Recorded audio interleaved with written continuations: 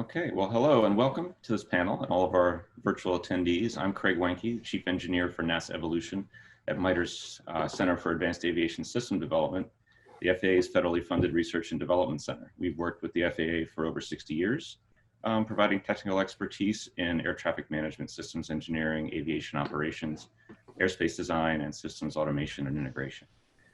Today, we have a panel to discuss a new vision and strategy being developed for the future of FAA's automation systems. FAA is exploring a service-based approach to modernize its automation with an emphasis on fast, cost-effective development and delivery of new capabilities, and on reducing the sustainment costs of automation. Industry participation is critical to the success of this strategy, and I'm pleased to host today's panel of FAA executives as we dive into this exciting topic and hopefully stimulate some lively discussion. First, I'd like to introduce the panel. Hopefully you can see everyone. Stephen Bradford is the Chief Scientist for Architecture and Next Generation Air Transportation System, or NextGen Development. He's the Chairman of the Technical Review Board for the Enterprise Architecture, the FAA, and he works with elements of the FAA to develop midterm plans and 5-year budget requests to implement NextGen. He's also the FAA's lead for the FAA-NASA Research Transition Team process that supports collaboration between the FAA and NASA on air traffic management. And he has a leading role in NextGen's international engagement activities with the Single European Sky effort, and has led several cooperative efforts with Eurocontrol. He was also a member of the ICAO technical team that authored the Global Air Navigation Plan and a US panel member to the ICAO Air Traffic Management Requirements and Performance Panel, and he continues as technical advisor for these activities. Joshua Gustin is a recognized leader within the FAA in the areas of information management, information distribution, and automation systems. He's currently the acting deputy director of air traffic systems in the ATO's program management organization, where he guides and oversees the acquisition of FAA automation systems used in the safe operation of the National Airspace System, or NAS. Over his career, he's held critical roles in the FAA, including as the CANSO lead for aeronautical information management, performance-based navigation lead at the NextGen Advisory Committee, as well as many roles around FAA's information management, including being the founder and the continued sponsor of the swim industry FAA team. So welcome, Josh. John Berdimo has been with the FAA for 10 years and is currently the systems engineering manager and the acting program controls and acquisition manager for terminal automation, modernization, and replacement, which standardized terminal automation on the STARS system. John joined the FAA's Automation Evolution team in early 2020 and will be focusing on specific areas of this Automation Evolution work plan that's being defined, including the defining of a reference architecture and transition planning. Hello, John. And Nitesh Manikoth is the FAA's Chief Data Officer, responsible for managing and exploiting the information assets of the agency. Prior to his role as the CDO, Mr. Manikoth was the FAA's Chief Scientific and Technical Advisor for the NAS software in the NextGen organization. So there we have it. I think what we're going to start is to ask the panelists to describe the vision and the strategy. For attendees, there's a Q&A function in this webinar. Please post questions at any time and we'll address as many as we can. First of all, we start with what are the opportunities? What's the opportunity space for this transformation? And we'll start with Steve on that. Can you comment on this from FAA's perspective? Well, I think the opportunity space is that we have many things in place now that can actually support this type of operation. So we have the our move to the internet. Boy, that's fun. We have our move to the internet. We have our ongoing activities with internationally, with our trust framework, with our GRAIN. We know that we're going to IP, so the opportunities are there with the infrastructure. The other opportunity is that many of our automation systems, as John will tell you, are reaching a decision point in about 8 or 9 years, which for the FAA means right around the corner. And so this is the opportunity for time in which we get to define what we want to do next. Because as I like to say, that if you think it takes 1 year, the FAA takes 7. We work in reverse dog years. So that means we got, 1.5 dog years here to get this right.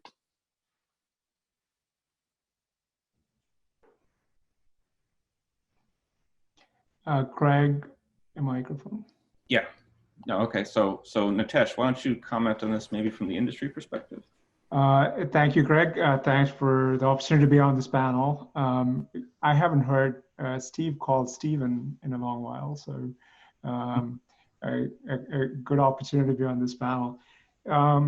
As Steve indicated, part of the primary goal here is more rapid deployment of capabilities to, where appropriate. What if FAA's operational systems are able to evolve at the speed of industry? So from an industry perspective, what that means is that you should not have to treat FAA systems and building for FAA as a unique experience, that you can adopt the best practices like DevSecOps, Agile, and so forth to adopt the same approaches to build and deploy FAA systems.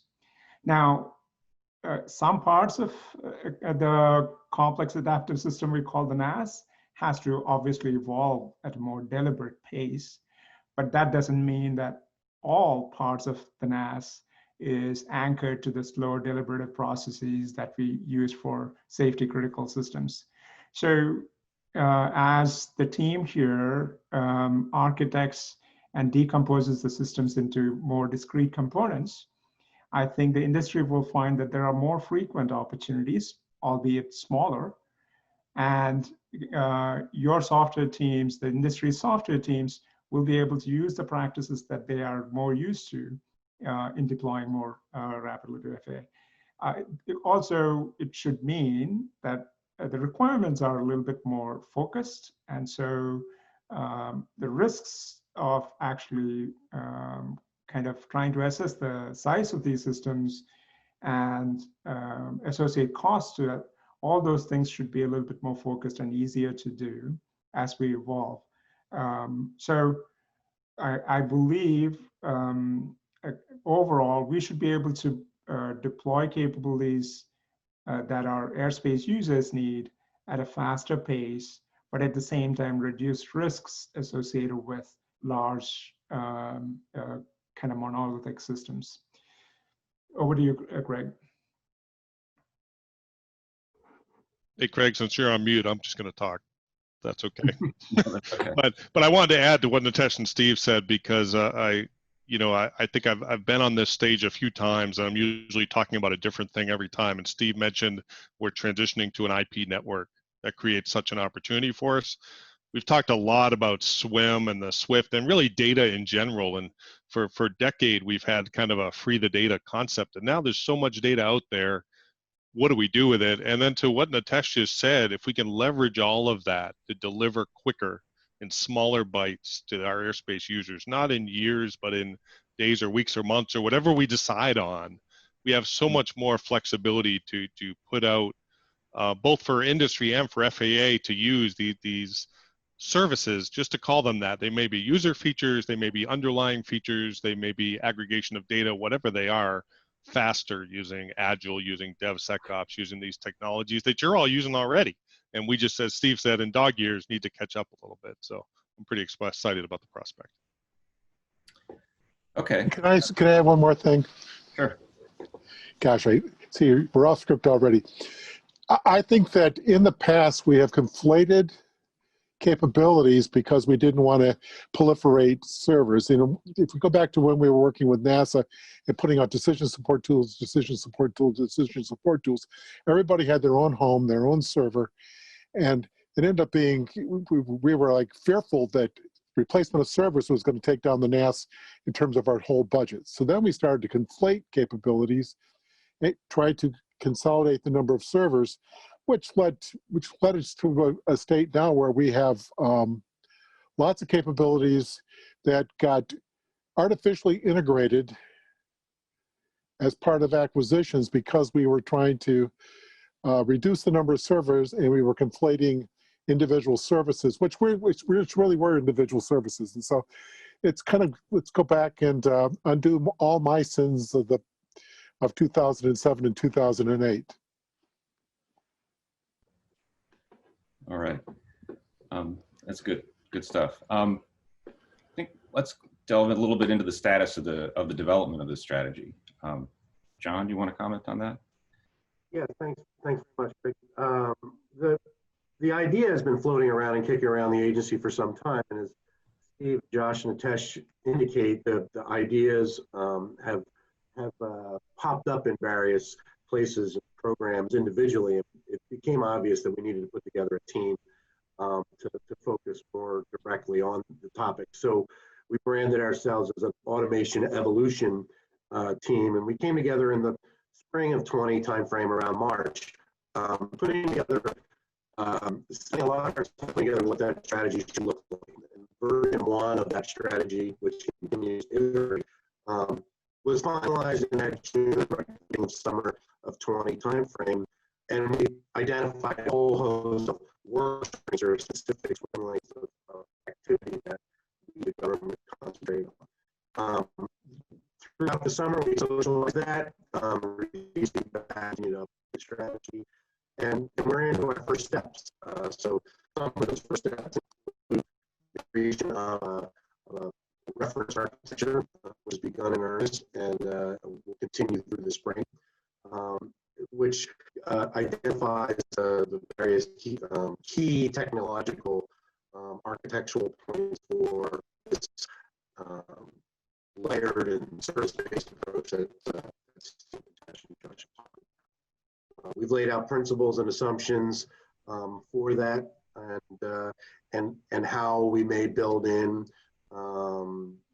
security as a built-in function to that, and or apply this across multiple domains, which we'll talk about. In addition to that reference architecture, we've been identifying various transition opportunities from among our existing planned investments at the FAA, and looking at the enterprise capabilities now as they stand. The theory being that at that point we can select from those, maybe others, pathfinding activities that will help us reduce risk and learn a lot more about this idea that they're having, and demonstrate some feasibility of that idea, addressing open questions that we may have today, and learn along the way. This emphasis on an incremental architecture and plan. Okay, great. I think the next step is to maybe delve into the architecture itself a little bit. I have exactly one slide to show today, so I'm going to share it real quick. Hopefully this conveys. But the notion of a service-based architecture is not new to industry, as Nitesh was commenting on. But it has not been applied in this context, really. And so what we've been trying to do is map how the National Airspace System is constructed to these things. And our panelists will talk about this in detail a little bit, but I wanted to give a little bit of a picture first, that there are 3 layers. The lowest of these layers represents sort of the equipment that is not virtualizable, right? The compute infrastructure, the end user equipment, the devices that the controllers and traffic managers and so forth use. But most of what is acquired to drive the NAS is software, and so we want to go to more industry standard methods here and go to this middle layer where we provide what is commonly referred to as a platform as a service, which are the standard IT services and DevOps tools that are used in a modern software engineering environment, as well as some things that are more specialized for the NAS, which provide particular frameworks and environments for applications that are used in an air traffic management context. And at the top level is the mission software layer, which is where the bulk of the functions that make up those capabilities that air traffic controllers and air traffic managers need to execute their mission. The goal is that throughout all of this, there's an integrated security concept. We're using modern DevSecOps pipelines, which have security testing. Where possible, leverage cloud infrastructure to reduce the costs of technology refresh and so forth. And go to more modern security architectures like zero trust architecture, which is something FAA is already pursuing in some contexts. And to be able to use modern security operations and monitoring tools. So with that thought, I'm going to have the panelists speak to some of these, the nuances of some of these layers. Nitesh, can you give a description of the computing infrastructure layer for us? Sure thing, Greg. So in the interest of trying to ease deployment of these things, making as many elements of the architecture as reusable or common, not only does it reduce the friction of deploying systems, it reduces cost. Common practices mean we can secure the infrastructure better. So a couple of basic elements.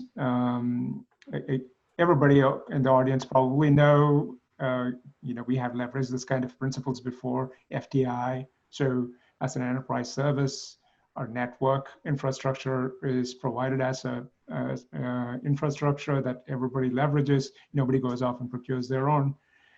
In a similar fashion, so the next step up is compute and storage and associated security, right? So it's not that we are suggesting that each program or each service has to tackle these things independently. But if you source and secure the compute and storage layers, we have a program called FCS, FAA Cloud Services, which is a multi-CSP contract providing access to AWS and Azure. And of course, it can be expanded to other cloud service provisions as well.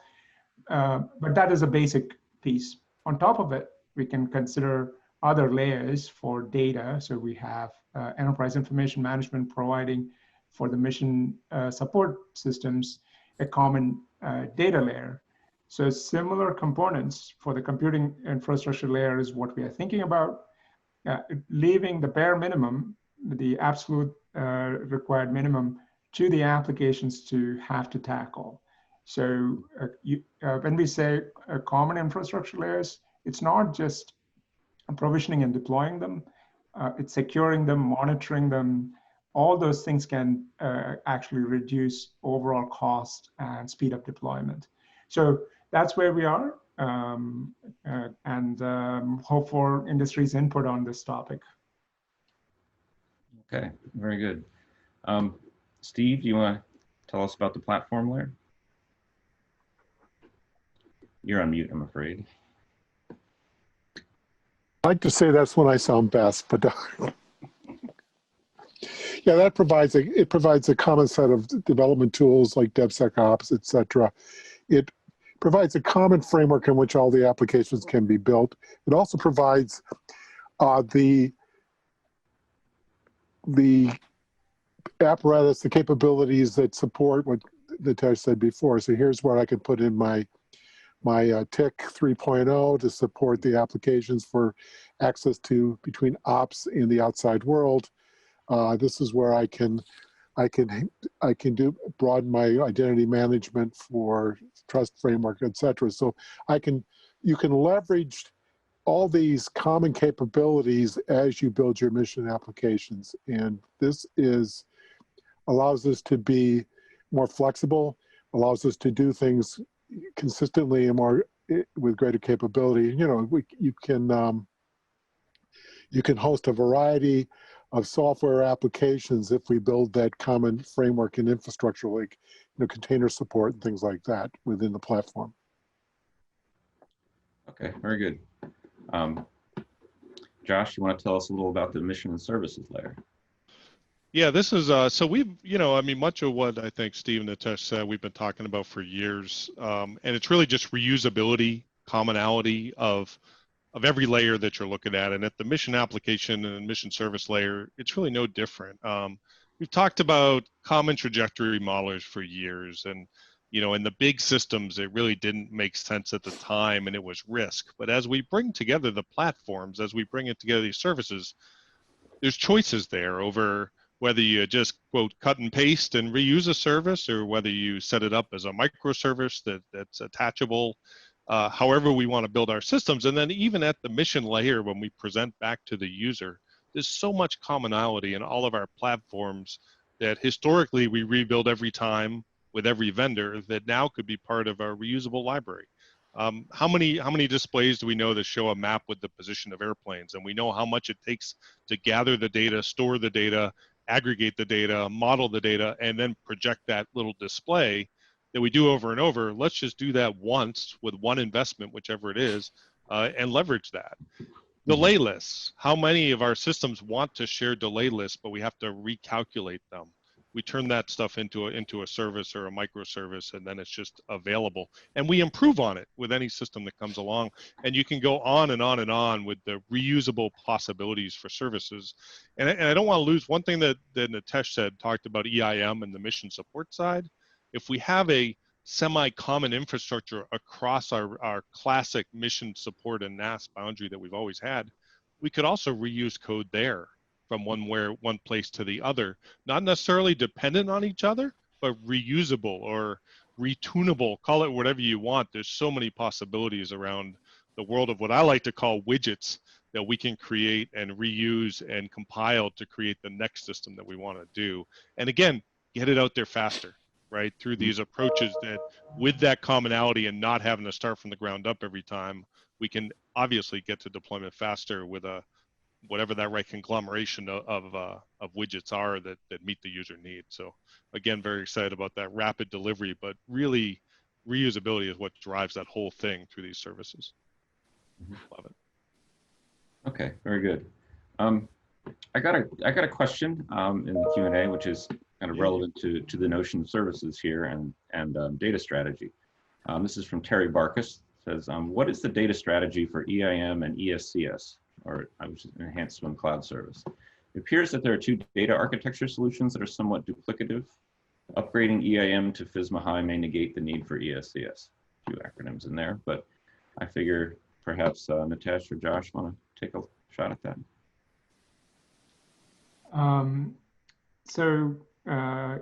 NCIS, NAS, Cloud Infrastructure Services, as Josh also alluded to, the more pieces we can make common and take responsibility for at the enterprise level, the less burden each program has. So when we talk about service-oriented architecture, Steve kind of pointed out, the pendulum swings. We make large programs and kind of aggregate functions for ease of acquisition, for ease of management.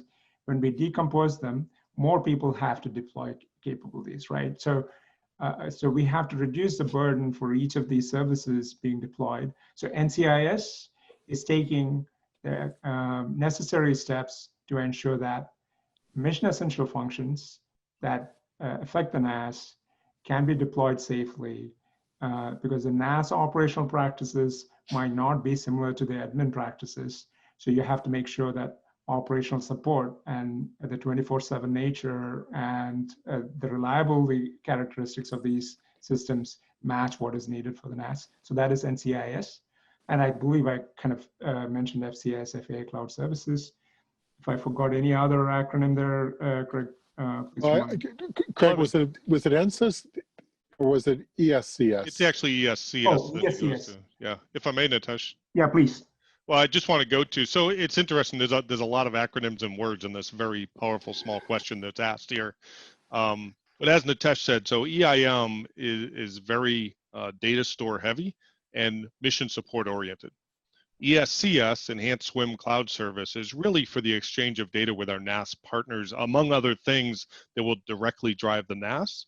You make an interesting point about the FSMA part, but the FSMA is driven by requirements. So I can kind of separate that from the two. They both have a need for it separately. And really importantly, I think is again, under Nitesh's leadership as the CDO, we are working to align that data strategy, the data elements, the APIs, all of that. So although you may be able to see or access some things in different places, it should be aligned going forward into a strategy. And that's kind of the hope. It doesn't always work out because we have a lot of classic systems that also do things. There's a lot there that's available. But again, just to boil it down, EIM, very mission support data store oriented. ESCS, very NAS data exchange oriented is the intent of those systems. I hope that answers it. So I actually think they were thinking of the SCDS, which is, an external pool of data that people can come to so they don't come back through the VPNs to our internal structure anymore. and yes, that recognized the fact that we had a one-way feed of data from the FAA going out to our users.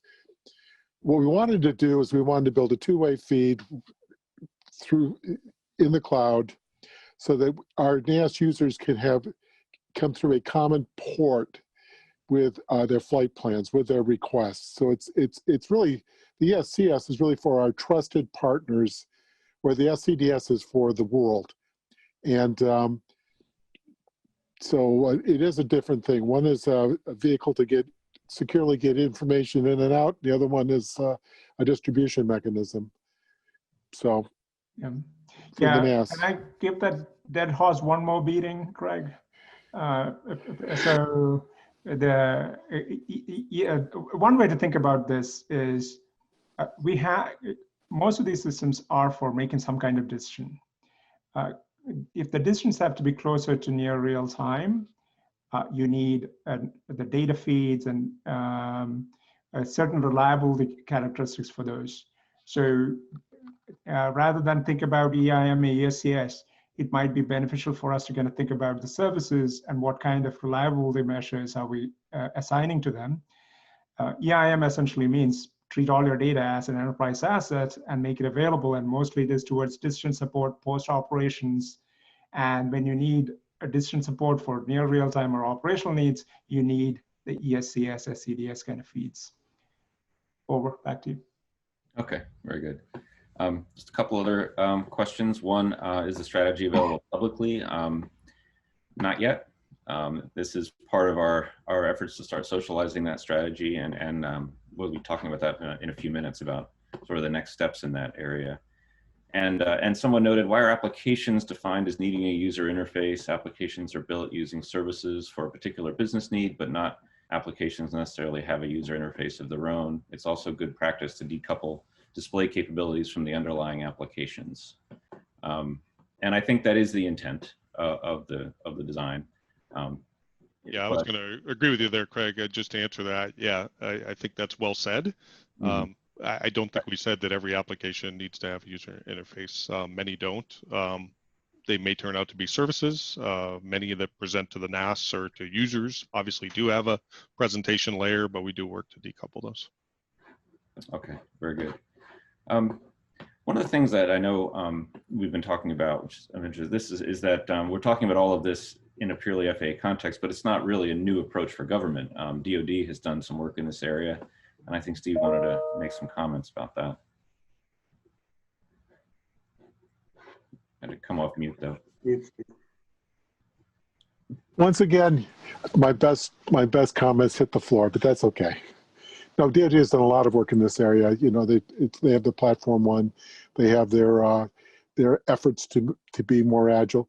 I mean, DoD has really embraced this whole world going forward. Perhaps because they try to get people close enough to do things, as opposed to the FAA, which tries to keep people apart. Different little bit of a approach towards the safety, but yeah, this is not unused within DoD. It's also, and we've discovered it's not unused within even our own developers. Are using these characteristics and capabilities to build the systems that they'll eventually provide to us. So this is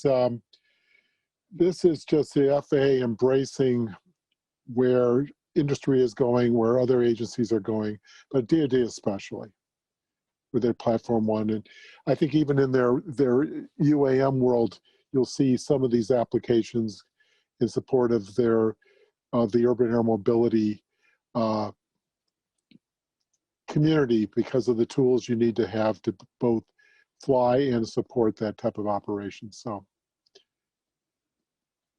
we are not alone. We're probably the last.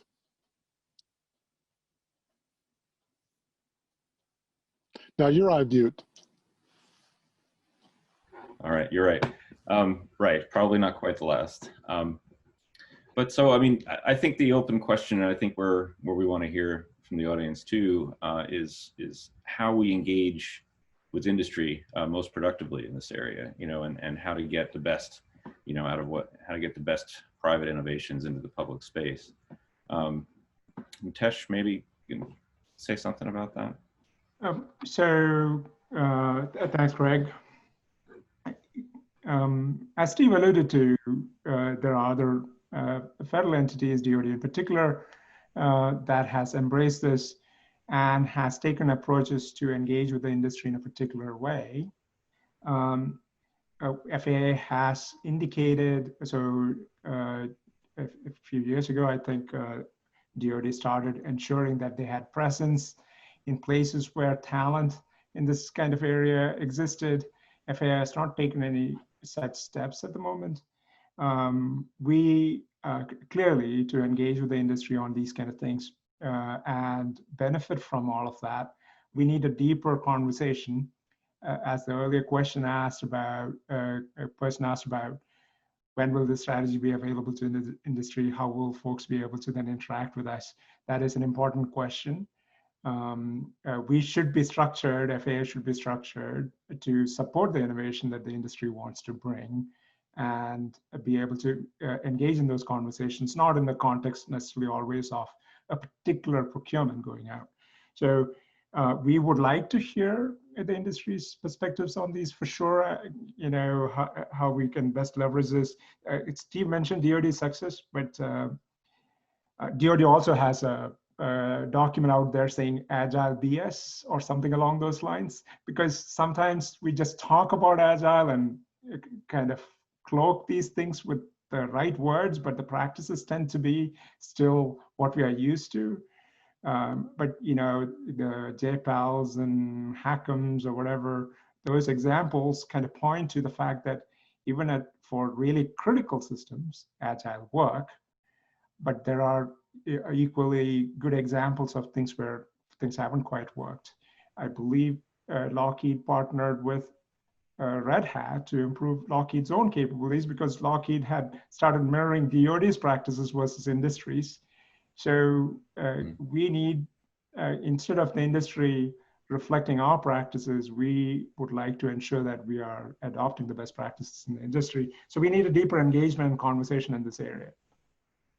Okay. Well, in that vein, we have a pretty interesting question about this, which is the DoD community set up software factories. Does FAA see moving to a model like this to try DevSecOps on legacy NAS systems? I think somebody set this up for Josh Gustin. Yeah, is that right? Yeah. Yeah, well, let me say I'm happy to, but I hope I give the answer that Nitesh was looking for. I'm not sure I will. Once again, there's some key words in that question, though, so I want to be a little careful. So, you know, someday I love the model, and I'd love to see us get away from building total monolithic NAS systems and getting to build IT systems and information systems, which I really believe all of our systems are. That said, I think it's a very incremental approach. So to the point on legacy NAS systems, I think we'll be selective there. Which ones are the right ones? But we do see incremental opportunities, absolutely, and we're looking for those. So that's the key to laying out this strategy. And actually, if I can lean in a little bit to that, I want to tell you, if we were at ATCA this year, I always loved the walking the floor ATCA event because I usually come prepared with a couple questions like this to say, hey, tell me how you apply DevOps. Tell me how you do Agile or whatever else. And I'd be asking all of my usual people I work with with the key engineers at ATCA. But we don't have that opportunity this year. But we are looking for that method, that way that we can have you industry help us shape kind of not only the vision, but one of the things that I'm looking at carefully is, and John brought this up, is the pathfinders. So how do we figure this out? And how do we determine kind of those early places? Maybe there is a legacy NAS system you're thinking of with that question that was asked that we should apply this to. And maybe we're not. And how do we figure those things out together and identify pathfinders, either potentially public-private partnerships or other methodologies we use to get stuff like that going? But there's so much in that to unpack to figure out whether it's how do we do this contractually? How do we do it technically? How do we decide on the CM methodology? How do we decide on the tool chain? Where do we intersect? All of those questions. And we're trying to elicit help to take that all apart and come up with ideas on that. So more to come on that. Can I add something there, Josh, quickly? So the notion of software factory, your team did pilot this. for the platform Elroy, and so there has been a pilot program. We haven't quite figured out how to scale that up and have 5 or 10 or 50 of these groups, right? So early stages, still learning. Now, so DoD, I think it's the Army with their IVAS system for adapting HoloLens for augmented reality, virtual reality for troops in the field. If those kind of systems can be deployed using DevOps, DevSecOps, I think there are far more of FAA's infrastructure programs we could shift into that mode. We will always have to still be very deliberate about our safety critical systems, but many of the distant support, information display, those kind of systems can be built in a more extreme software kind of approach. Over. Back to you, Greg.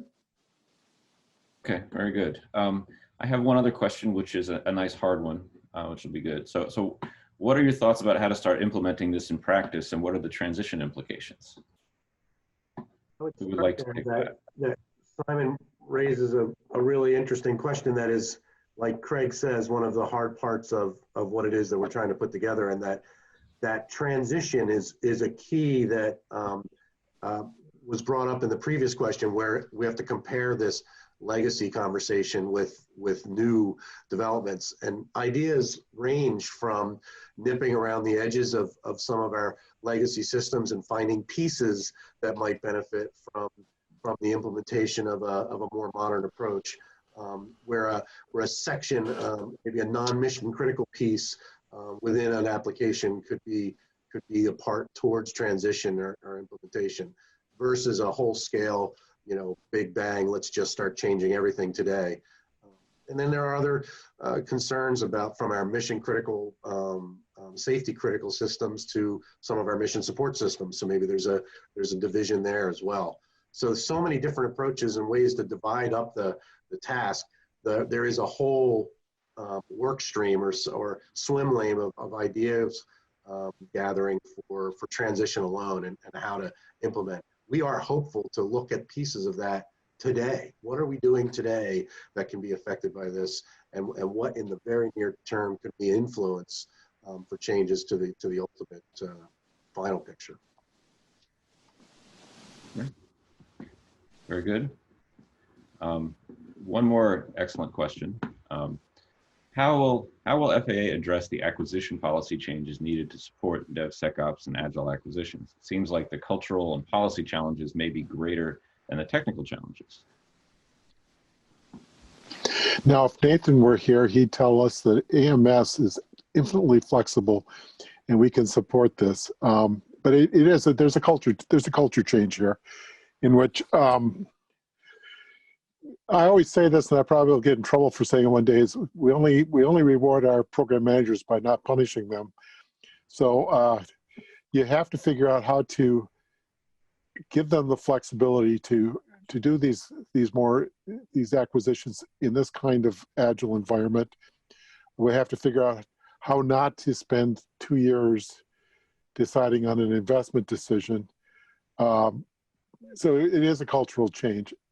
I think that part of that is and I think Nitesh said it and John said it, let's not go after wholesale replacement of a portion of a safety critical system or something we can deem safety critical. But our monolithic safety critical systems hold lots of non-real time, non-low latency information, like a lot of our flight information, et cetera.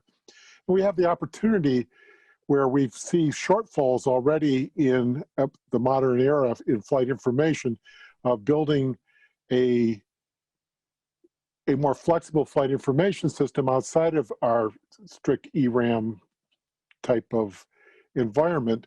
And then slowly, rather than nipping at the edges, we'll slowly hollow out the systems over time. I prefer the hollow out than pruning at the edges kind of analogy.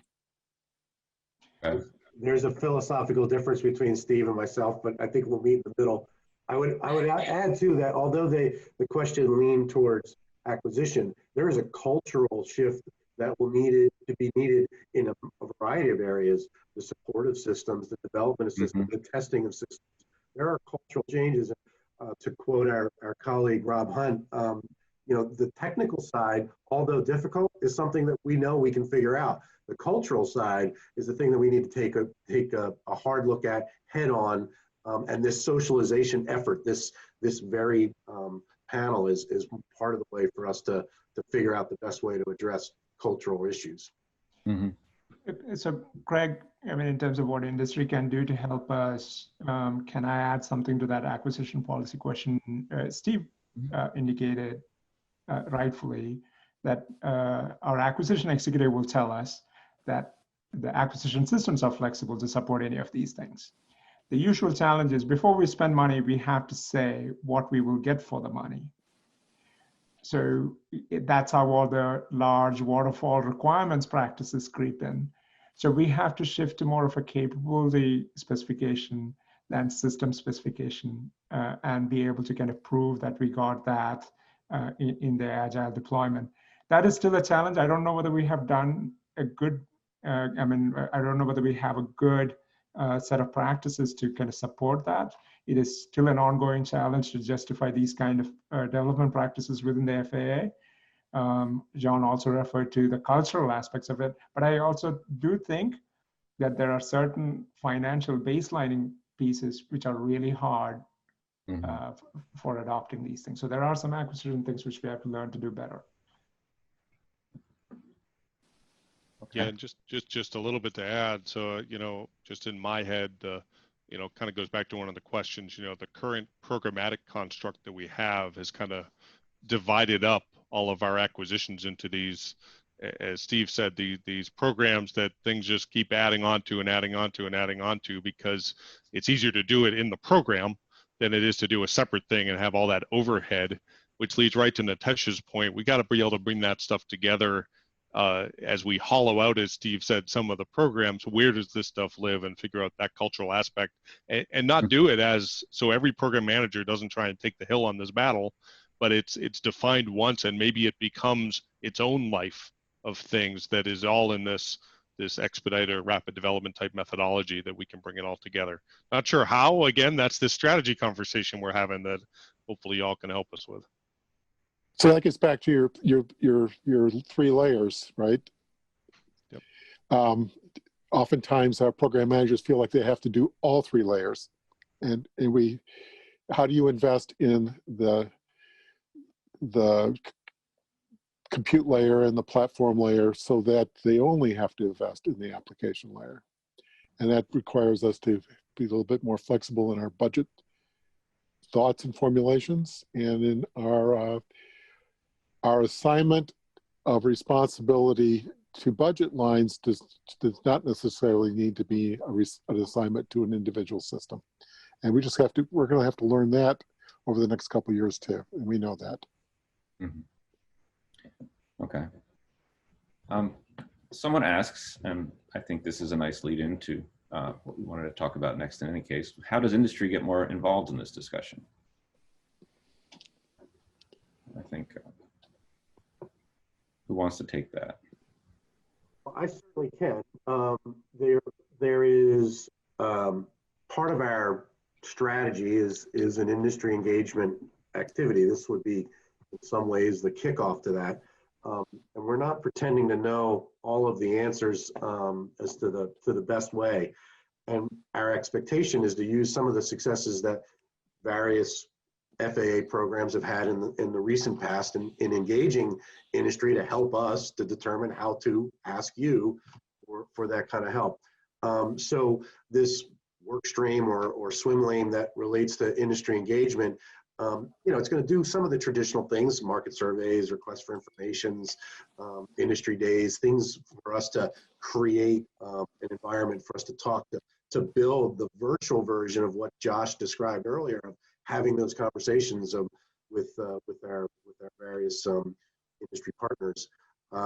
But in addition to that, and moreover, there's things that we, the FAA, will likely be asking. and we're trying to put together what that will look like. Things like to comment specifically on the reference architecture once that's more mature.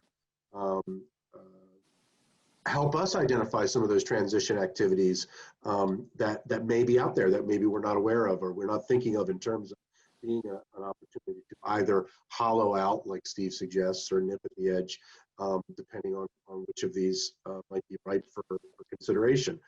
And frankly, get feedback directly from industry as to what kinds of challenges we might be able to propose. We had some success with some challenge-based acquisitions in the past, and we may consider to pursue that again here, and that may be a good give and take. Mm-hmm.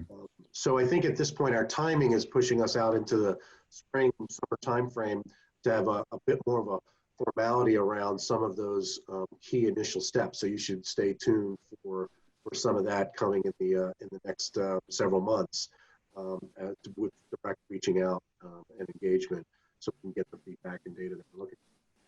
So Craig, I think the other thing we have to remember is that we are usually not the sole customer of our industry partners. Many of them often have, deep connections to DoD and to other agencies and to other industries. And so we really would like to hear from them how they've done their work with their other partners who maybe have a little more flexibility in their approach to acquisitions, but we are cautious because we really are a safety critical industry, but we're open to listening to them and their successes with their other partners. Okay, excellent point. Here's one that's a little more of a design philosophy issue. I think this could be an interesting discussion. It's from Dan Hirschler. Future developments may depend more on analyzing and understanding user operational needs, user requirements pull, versus services and capabilities developments or technology push. Do you agree? I can go first. I would believe that many people in FAA would respond that we have always tried to understand the user requirements in deciding what capabilities should go. But the challenge today is that whatever we field was studied 10 years ago. So it's the gap between when you're trying to assess the needs and when the feature gets deployed that is the bigger problem. So if we can get closer to, if we can deploy faster in smaller chunks, we will actually be more responsive to what the industry currently needs than anticipate where the industry will be 7 years later. Which is, nobody can predict the future that well, and we couldn't predict the future before. Now it is especially hard. I'm not going to quote Yogi Berra or anybody here now, but so it is that piece which we really have to change. How fast can we react to the industry? How nimble can we be? But if we are building systems which will get deployed in 2035, even if the industry tells us now that is what they need, it is mostly speculation. So that's what we really need to try and change. Yeah, if I can agree with you, Natasha, I think, yeah, I worry that we're going to overanalyze and we need to move out on this stuff. We are just too slow, and this is all about going fast. So I don't want to disagree with the question. There are definitely certain functions, safety critical functions, that absolutely need a world of analysis if we were making a change there. But a lot of what we're talking about here is opportunity space that we know very well. And getting those infrastructure pieces right up in the beginning, Nitesh mentioned a handful of them. The pieces are there and coming together. And there's really just a few more to really get something going here. Like the standardized tool chain, like just embracing some of this architecture and having the inheritance of security already figured out, that we could just start marching on and incrementing some small things much faster. Doesn't mean you're going to replace a whole radar system tomorrow with this. There's some things that will absolutely always take analysis, especially new user functions. But I think our problem is, personally think that we start there every single time, and when we get to the point of wanting to do what we're talking about here, we fall back to the traditional approach because it's predictable and because the infrastructure is not in place. If it were in place, we would leap forward. And I think we got to get that done. And I think that we have a lot of smart users, and they see how slow we are in how non-agile we are. So they will couch their requirements in terms of what they think we can build as opposed to what the real user needs are. So because they're going, if I got this, I could do something with this. And so they're engineering the user needs to what they see us having in place because we're not agile. So not only are we 10 years late, we're always getting them to engineer based on what they think we'll have in 10 years. And so this really does open up an opportunity to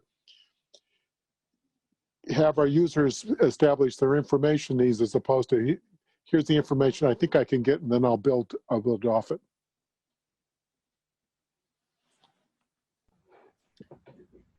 Okay. One of our attendees notes, you may want to look at the DoD space resiliency community as a framework for how they are integrating traditional satellites infrastructure and microsatellites and mission services architecture to leverage emerging and evolving capabilities. So that's an interesting observation. I don't know if anyone knows too much about that to comment, but something to look into. I'll ask you guys a question. What do you see as sort of the first opportunities in this space where we really have an opportunity to start testing, start learning, you know, and either hollowing out or nibbling at the edges, depending on which of you we ask, to make some progress here? Or is it in the platform side?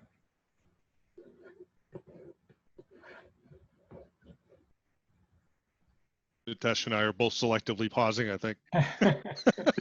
So I'll jump in with my favorite program. And this is something we've been talking with the Swift people about, is how do I break down that barrier on flight information and flight plans and flight requests with my community? Why do I have to keep filing flight plans through Afton protocols, named protocols? And I think that's an opportunity where we need to do something. We can move forward there. And so I consider that sort of a pathfinder. And that's, the industry is going, please, we do all this planning, then you make us put it back into an ICAO 2012, which you don't even read very well. And then you try to rebuild it all on the other side. Why can't we just go information for information? And I think that's one of our first opportunities to leverage this. Just to add to what Steve said, so Craig, the only reason I pause is don't want to be announcing new acquisitions and all that on a panel and get in trouble here, right? So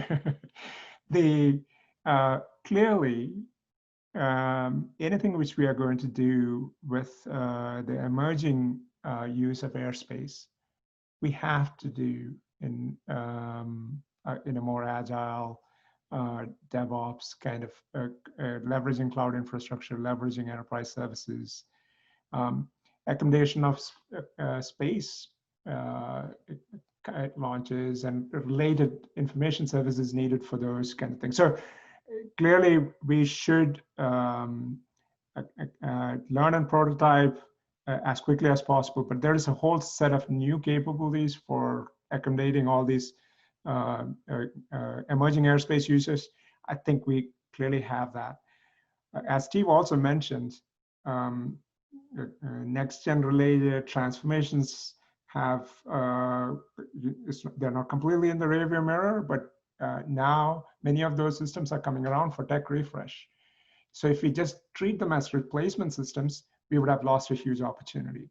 We should be taking those and decomposing them and identifying services which are common across those and building them in smaller, tightly focused services. And just to add one more, on again, on the mission support side, there's lots of opportunity, and those pieces that we mentioned at the beginning are being woven together, EIM, FCS, others, into a DevOps platform that can deliver now and is, but on a very small scale. So again, we're looking to build that up with new opportunities to try and challenge that, which is what we're doing, and it's working.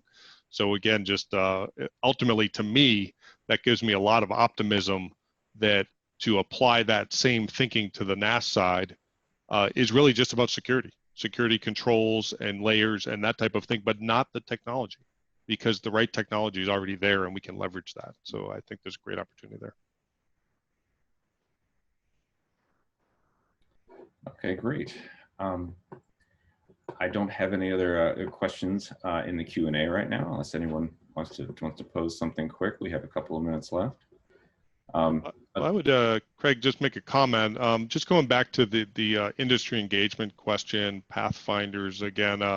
You know, so again, in our strategy discussions, we are working through what that'll look like. So don't have a definitive answer there, but I'm hopeful that we can actually go beyond like the classic of RFIs that are slow again, and you know, whether there's a forum that we leverage or tie to or something like that, but somewhere to have this discussion. Again, we can't do it on the couch at ACCA this year, so that's unfortunate. But that would have just been a starting point to generate those exact ideas, right? So we plan, you know, where it's part of our strategy to have that industry engagement strategy, as John said, and you know, again, more to come on that. This is fairly hot off the press, but we need a way to rapidly and hopefully in person, whether virtually or not, directly engage, I hope. Mm-hmm. Okay, very good. So this was a great conversation. I hope people found it interesting. I think this strategy is going to evolve, and hopefully we'll be able to reveal it in some more detail going forward. Has the potential to really transform the way FAA modernizes. And as John noted, and Josh was just brainstorming about there, we're going to engage industry in a more dynamic way, I think, in the architecture design process into 2021. So keep an eye out for that. This session has been recorded. We're going to post it in MITRE's virtual booth at Caboose tomorrow. Should you like to grab that link and share it with others. Our thanks to all the panelists and to all of you that listened in. Does anybody want to make any further remarks? Any comments or last shot? Thanks for hosting us. Steve? I just want to say that, you know, this was just our coming out. Which we did rather rapidly, and we really do want to do this with you in a more meaningful way, a more substantive way. This is meaningful, more substantive way coming up soon. Yeah, and Craig, thanks for coordinating such a lively discussion. So looking forward to further conversations, but I believe John and Rob Hunt and others are relying on you partly at MITRE to help show the way. So in terms of the coordination and discussion and so forth, you might also have opportunities to get more from the industry on where we should go. All right. Yeah, and I'd just like to close with Craig, and great job, Craig, facilitating. This was pretty rapid pulled together, and we wanted to get this word out there. But I hope y'all got it, because I think it's really a very exciting future. This is really a critical pivot, I think, for the FAA to make from, again, the way we used to do it to a much more rapid way of delivering software. Whether it's DevSecOps or whatever acronym you want to use, I don't really care. I want to do it better. I want to do it quicker. I want to do it reusable and more cost effective than it's ever been before. It's going to be a long journey. We know that. It's going to be incremental. We know that. But if we start taking those steps, we can really together define that future path. And that's what this strategy work that John talked about is all about. So excited to get the word out and excited to talk to you more about it. Thank you. All right, very good. Thanks again, all.